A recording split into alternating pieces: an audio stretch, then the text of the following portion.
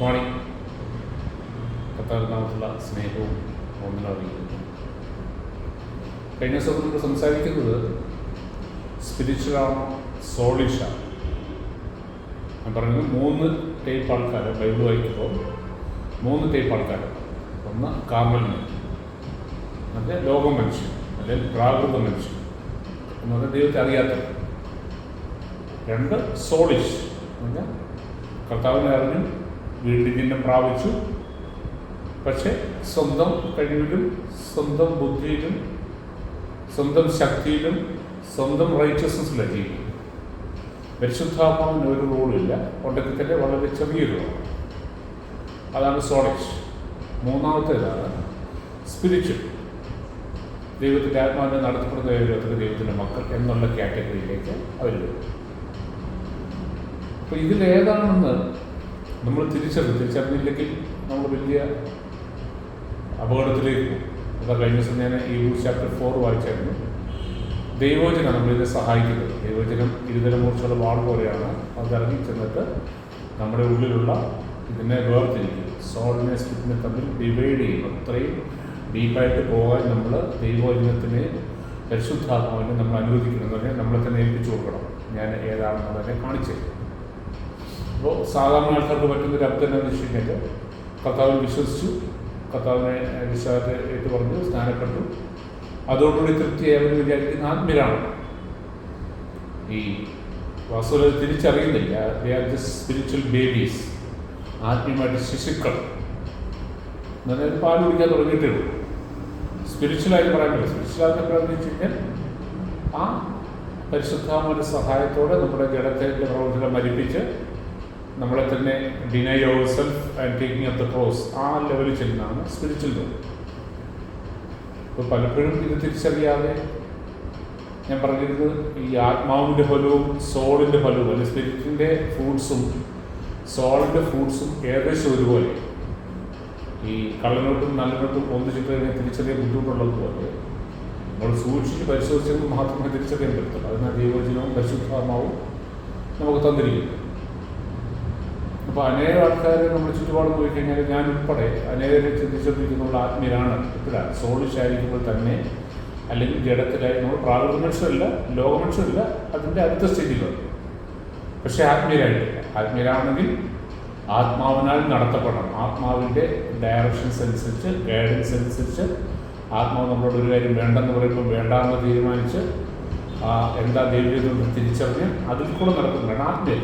അല്ലാതെ മണിക്കൂറിൽ നിന്ന് പ്രാർത്ഥിച്ചതുകൊണ്ടോ, ബൈബിളിനെ കാണാപ്പം പഠിച്ചതുകൊണ്ടോ, കുറേ ഉപവസിച്ചതുകൊണ്ടോ, കുറേ സൽക്കർമ്മം ചെയ്തുകൊണ്ടോ ഒരു ആത്മീയനാകത്തില്ല. Unless and until you are led by the spirit of God. ഇത് തിരിച്ചറിയണം. അപ്പോൾ നമ്മൾ ഈ ദിവസങ്ങളിൽ പരിശോധിക്കണം, നമ്മളിത് ഏത് കാറ്റഗറിയില്ല. ഏതായാലും ലോക മനുഷ്യരല്ല, അല്ലെങ്കിൽ കാർണലല്ല, അതുകൊണ്ട് തന്നെ. പക്ഷേ സോളിഷാണ്, സ്പിരിച്വലാണ്. ഇത് നമ്മൾ തിരിച്ചറിയണം. അത് തിരിച്ചറിയണമെങ്കിൽ അത് തിരിച്ചറിഞ്ഞില്ല, അതിനകത്ത് വലിയൊരു അപകടമുണ്ട്. നമ്മളോർക്കും ഇങ്ങനെയൊക്കെ പോയാൽ മതി, നമ്മളേതായാലും ലോകക്കാരെ പോലല്ലോ, കാർണിലല്ല നമ്മളിപ്പോൾ രക്ഷിക്കപ്പെട്ടു, അല്ലെങ്കിൽ അത്യാവശ്യം ആത്മീയരാണെന്ന് നമ്മൾ ചിന്തിച്ചു.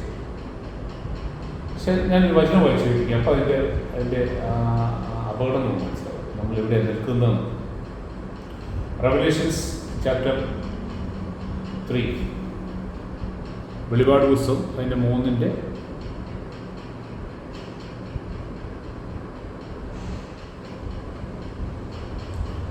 14. Revelation chapter 3:40. ലവോദീക്കയിലെ സഭയുടെ ദൂതൻ എഴുതുക, വിശ്വസ്തനും സത്യവാനുമായ സാക്ഷിയും ദൈവത്തിൻ്റെ സൃഷ്ടികർമ്മത്തിൻ്റെ ആരംഭവുമായിരിക്കുന്ന ആമേൻ അരുളിച്ചെയ്യുന്നു, നിന്റെ പ്രവൃത്തികൾ ഞാൻ അറിയുന്നു. റെവലേഷൻസ് വായിക്കുമ്പോൾ ഞാൻ പ്രഭാഷണം മക്കളാണ്. കർത്താവ് ഇപ്പോൾ നമ്മൾ അസസ് ചെയ്യുന്നത് നമ്മുടെ പ്രവൃത്തികളുടെ അടിസ്ഥാനത്തിൽ. നമ്മൾ സ്നേഹത്തിലാണ് ഇത് ചെയ്യുന്നത്. സ്നേഹത്തിലാണെങ്കിൽ നമ്മളൊരു വിശ്വാസിയാണ്, ദൈവത്തിലാണെങ്കിൽ നമ്മുടെ പ്രവൃത്തി എപ്പോഴും അതിന് ചേർന്ന് പറയും, അതിനെ അറ്റസ്റ്റ് ചെയ്യുന്നതായിരിക്കും, അല്ലെങ്കിൽ അതിനെ ഉറപ്പിക്കുന്നതായിരിക്കും. ഇതിനൊരു ദൈവത്തിലാണ്. അപ്പോൾ കർത്താവ് നമ്മൾ അസസ് ചെയ്യുന്നതാണ്, നിൻ്റെ പ്രവൃത്തികൾ ഞാൻ അറിയുന്നു. എന്നിട്ട് പറയാം, നീ തണുപ്പോ ചൂടോ ഉള്ളവരല്ല, neither cold nor hot. നീ തണുപ്പോ ചൂടോ ഉള്ളവരല്ല,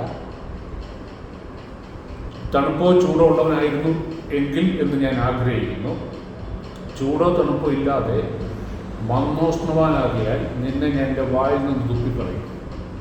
ലൂക്ക് വാം എന്ന ഇംഗ്ലീഷ് പറയുന്നത്. You are not cold, you are neither cold nor hot, but you are Luke warm.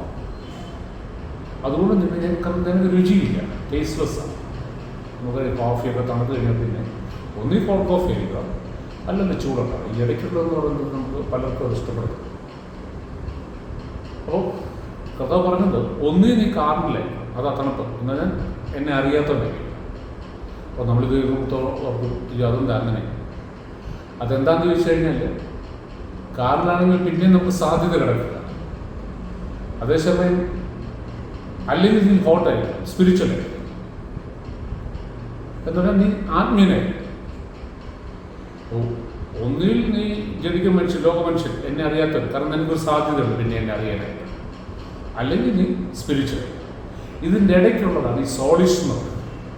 യാതൊരു ടേസ്റ്റും ഇല്ലാത്തൊരവസ്ഥ. അപ്പോൾ അത് വളരെ അപകടകരമായ അവസ്ഥയാണ്. അത് അതൊട്ടും ഇഷ്ടമല്ലാത്തൊരവസ്ഥയാണ്. പക്ഷെ പലപ്പോഴും നമ്മൾ തെറ്റിദ്ധരിക്കുന്നത് നമ്മളിപ്പോൾ രക്ഷിക്കപ്പെട്ടു, നമ്മൾ അത്യാവശ്യം കുഴപ്പമില്ലാത്ത ആളാണ്, സോളിഷ്. പക്ഷേ പഴയ പാപിയല്ലോ, ഞാൻ ലോകത്തിലെ മനുഷ്യനെ പോലെയല്ല, ഞാനിപ്പോൾ അത്യാവശ്യം പാപവും ചെയ്യുന്നില്ല, പക്ഷേ ചൂടുമില്ല, തണുപ്പില്ല. അത് ഒട്ടും ഇഷ്ടമല്ലാത്ത അവസ്ഥയാണ്. വചനം പറഞ്ഞ വായിനെ തുപ്പിക്കളയും. അപ്പോൾ നമ്മൾ ഏറ്റവും അപകടകരമായ അവസ്ഥയിൽ കൂടെയാണ് കടന്നു പോകുന്നതെന്നുള്ളത് ആണെങ്കിൽ അത് തിരിച്ചറിയാം. ഉള്ളതുകൊണ്ട് തൃപ്തിപ്പെടില്ലേ. നമ്മൾ ചുറ്റുപാട് നമ്മളുള്ള ആൾക്കാരെ പരിശോധിച്ച് കഴിഞ്ഞാൽ, അല്ലെങ്കിൽ ഇന്നുള്ള സഭകളെ പരിശോധിച്ച് കഴിഞ്ഞാൽ നമുക്ക് പിടികിട്ടും നമ്മൾ എവിടെയാണ് നിൽക്കുന്നത്. കർത്താവിനെ